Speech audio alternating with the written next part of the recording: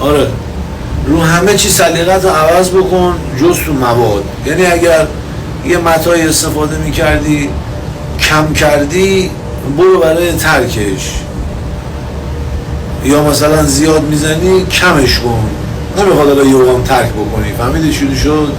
چون یهو ترک بکنی یهو برمیگردی. آره حالا کل مجبور دارم میگم، یعنی گفتم سلیقه این نیست که خب پس من ترک کردم وایسان گفت سلیقه دیگه بافور بیار. نه این منظور من نیست. آره یا مثلا سس مایونز بیار بگیری قلقلی بکنی، اینا رو نکنی. اصلا رب گوجه سس مایونز کوچیکه. آره رب قدیم بلنده. آره در صورت که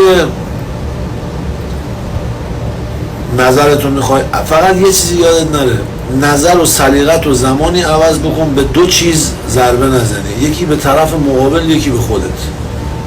فهمیدی؟ سلیقت رو عوض کن. مثلا این رنگو دوست نداری بعدا میتونی دوست داشته باشی، نه که خارجی رو بگاهی. آره دیگه داداش دیگه من میخوام این نیم ساعتی بشینم اینجا برای خودم ریلکس بکنم. خدا به اون بالا شاهده بگم، خدا اون بالا شاهده به هیچ چیزی که انسان دو پا فکر بکنه من اینجا فکر نمی کنم.